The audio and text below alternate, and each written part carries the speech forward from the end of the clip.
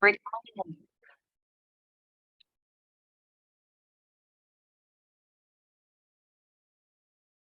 everybody. Go and turn your videos on so I can see you, if you don't mind. Thank you. Out.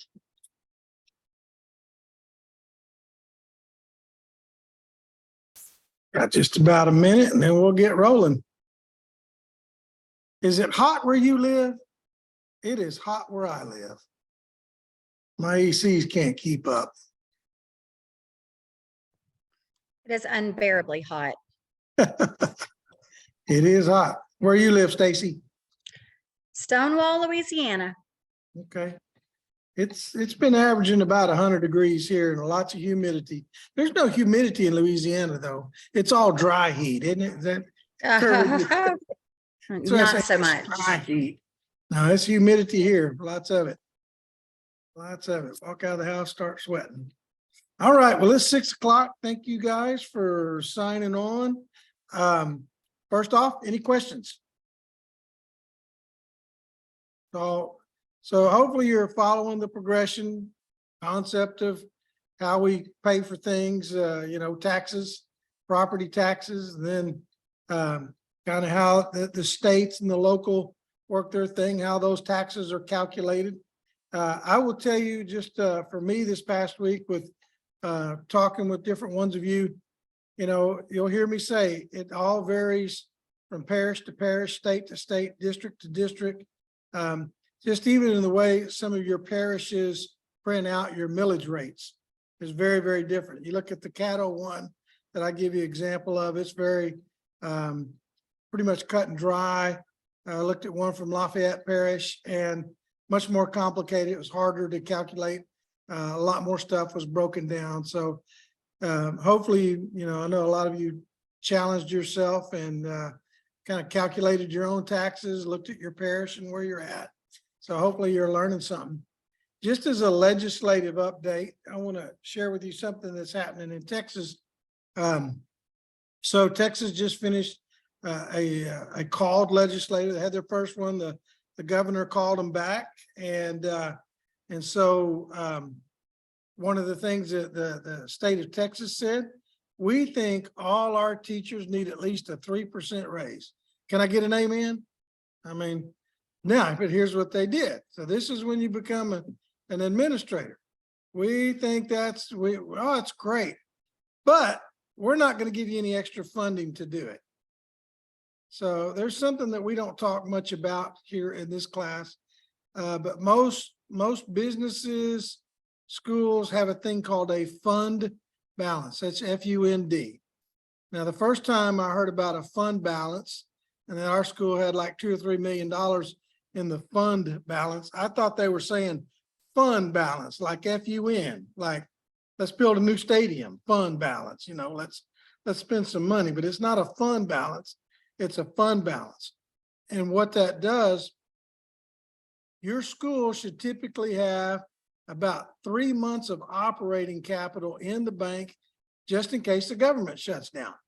That way you can pay all your teachers and keep going, even though the federal government has shut down and those things aren't happening. So it's a safety net that you have. And some schools have a whole lot. Well, the state of Texas says, we think you have too much, even though it's mandated and you get a fault on your audit if you have less than 3 months. So guess where all this teacher raise money is coming from? Fund balances, because they don't have it in their general operating. The amount per student, all that didn't change. And so a lot of schools, even though their teachers are getting a raise, they're struggling. They're gonna it's gonna be a very tough year for a lot of schools. And so just so when we say the financial climate is always changing, it really is. And so what that also means is that, that's what we call an unfunded mandate. And so that might mean for some places, they might have to up the tax rate. And there are some places, and I think there's a few places out there that don't have property taxes. Louisiana and Texas have property taxes. That's how they fund the schools, the jails, the hospital, the fire departments. All of that is done through that millage rate, tax rate, however you want to see it. And so that's just to let you know. So on this module 3 assignment, you kind of get the picture of how those monies come in, economy of scale, and also the whole weighting idea.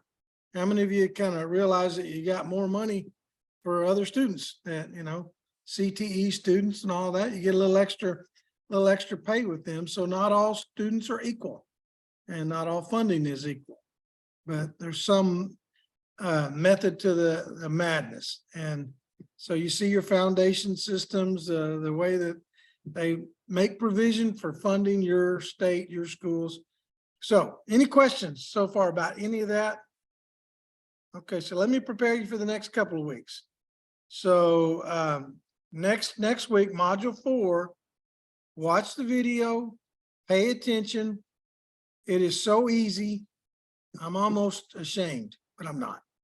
So it's going to take you almost no time to do it. I'm going to tell you how to do it. If you'll pay attention, you'll get full credit. If you don't pay attention, you'll probably miss something. The assignment says, pick your parish where you live, and it's got A, B, C, D, and E, I think. May have all the way to F of different things. And you'll use that current Louisiana numbers that's on that assignment. And it's basically find the column, find your parish, put the rate.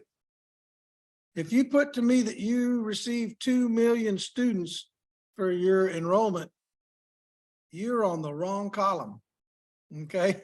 Because students are real people. And we talked a little bit about their imaginary friends and how that weighting. Yeah, so when we're talking about enrollment, that should be a number. When we're talking about dollars, put a dollar sign in front of it. It's asking percentage, put a percentage. Those numbers are important, but also please write what parish it is.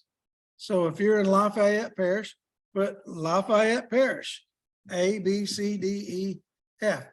If you're not from Louisiana, you're from Arkansas or somewhere else, Texas, use Caddo Parish. So that's the parish that LSUS is in. Use those numbers, but still put Caddo Parish. That way I know what numbers you're using. Pretty easy. So your next week's assignment. Of course, this week you got to write another boring summary. All right. So try to keep me entertained on those. Do a good job. Put your opinions. Tell me what you're learning. And then next week is a very short assignment. And then 5 and 6 are your interviews. So hopefully you're starting to work through those interviews, kind of looked ahead on that. And then today I opened up assignment 7.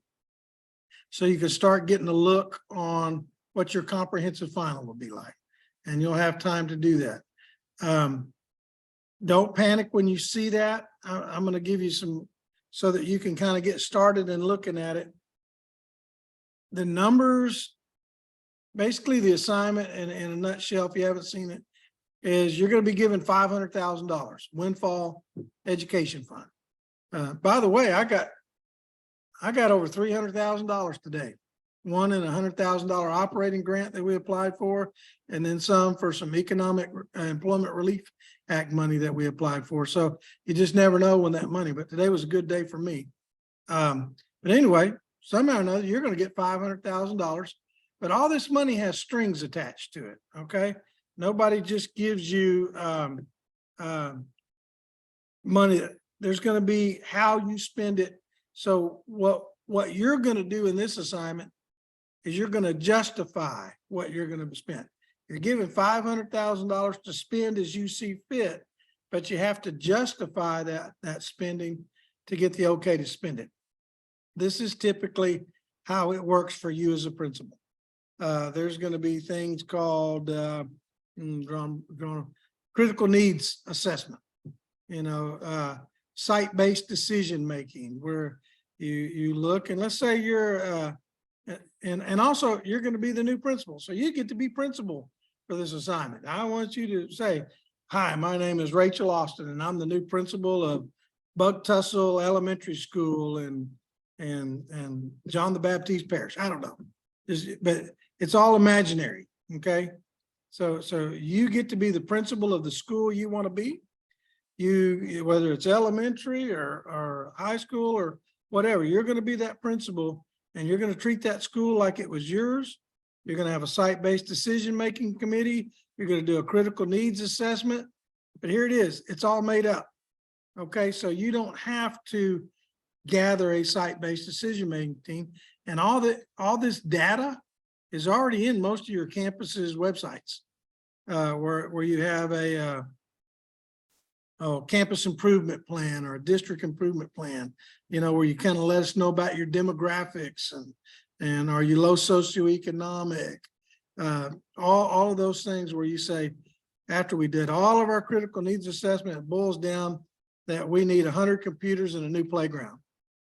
And you're going to say, we're going to buy Chromebooks at $185 a Chromebook times 100. And that's part of your money. That's part of your budget.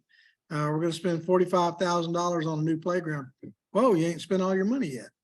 So now you got to figure out how are you going to spend that money, but you're going to justify it. It may be our math scores are the lowest in the state. We're going to hire 2 new math teachers at $50,000 a year over the next 2 years, but you got to justify it. Also, the assignments in 2 parts.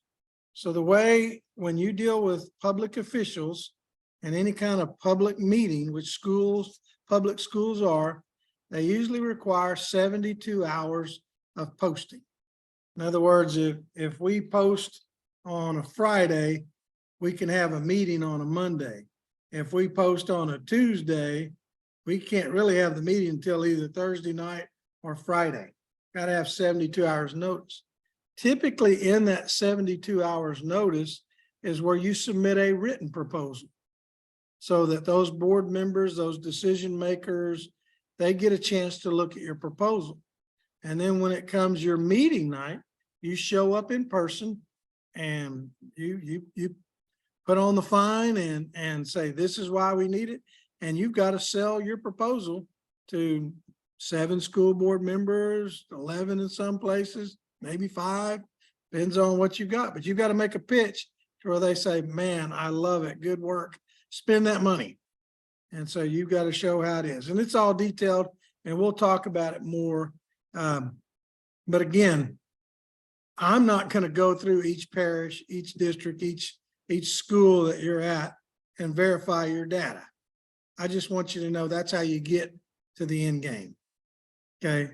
So you don't have to give me exact numbers like, 75% of our population is African-American, 22% is white, 3% Hispanic, 1% Asian. I don't care. You don't have to go fine tune it. But what I am telling you, that data is already there.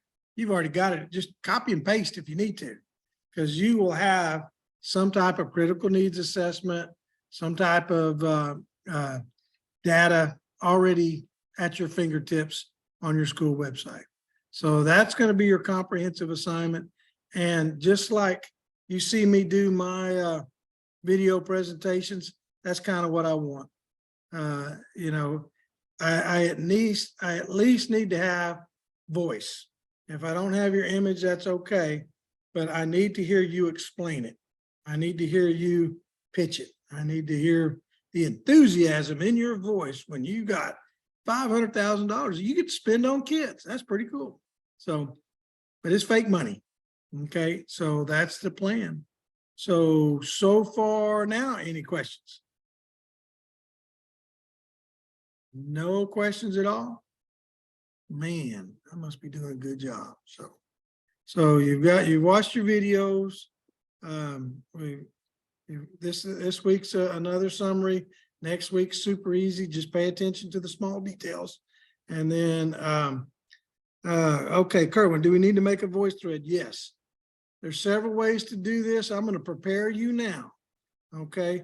Now they just updid Moodle, so your page looks different and everything else. Not my call, but hopefully they've expanded their range on submission. Typically, if you try to submit a video or a PowerPoint with a voice thread, it's too big. Your written assignment, no problem. But when you try to do that video with a voice thread, it's usually too big. So if you don't have a YouTube channel, it's free. get you one. It's about as easy to set up. I like Screencastify, and I use Screencastify because it was easy. I mean, I could learn it. And so, you know, some of you are very happy with the Google. Some of you will download to an MP4 player. Some of you, you've got a good PowerPoint set up and it'll allow you to do a voice thread on your PowerPoint. So whatever works for you, the key is that when you send it, I've got to be able to open it. Okay, I have to be able to listen to it. And so what typically happens is everybody, even though I'll give you plenty of time, they wait till the last night, Saturday night, Sunday morning, trying to get this thing done. And then they submit and say, sorry, your file's too big, won't load. And then you panic trying to get it there. So what typically works best is you do your written presentation and you create a link, create a hyperlink to your audio visual presentation. And so when I download your paper, I click on that link and it takes me right to it. So that's the easy part. That's one way to do it. I would recommend once you get one done, send it to somebody, send it to your spouse or whatever, see if they can open it. Because if I can't open it, I can't grade it. And there's nothing worse than technology kicking your butt, because the assignment itself is not that hard, but sometimes dealing with the technology of making a voice thread or a video is frustrating. And so, so that's what I'm trying to help you prepare. You know, get used to it now. If you've never done a little video or a Screencastify or PowerPoint or voice thread, now's your time to practice and see how to do that. But again, it's not that hard. Okay, it's really not that hard to do. Most of the YouTube channels allow you to download your file or upload it. You click on it and go. But it's kind of when you essentially Moodle, it's kind of like emailing something to somebody. You know, it doesn't always work very well. Too big. So just preparing you for technology glitches and ease as much stress as I can out of your life, because we don't need no more stress. So any questions, comments? Did I answer? Let me see, I got a chat here real quick. I got an amen, a congrats, and do we need to make a voice thread? So I think we got everybody covered. And you guys are doing great. I think everybody's been turning their assignments in on time. I really appreciate that. It makes my life a little easier. So if there are no other questions, nobody wants to know what the Zoom code is. Oh, let me ask this, Allie. Okay, so the proposal is on PowerPoint. Can be, you know, you can do a PowerPoint. That's what I prefer. It should be 10 slides. Some people will use a Prezi or something like that. But PowerPoint's probably the easiest. Like I've got a 10 slide minimum on that. And I'm just going to tell you, 10 slides, you got like 4 weeks now to get that done. I had a doctoral class where I had to do a 30-page PowerPoint every week. So yeah, so this is a piece of cake. It's just 10. So how many just decided they didn't want to get a doctorate right then? Nah. So no, yeah, okay, Kylie. So anyway, so that's what you got. So pretty simple, but the idea is this is how the process works. This is how you get the money. This is how you spend it. And so good luck on the rest of your assignments. They shouldn't be too hard. And if there's no questions, the Zoom code is 3456. 3456. All good? Hey, y'all have a great night. Thank you. Thank you. Have a good night.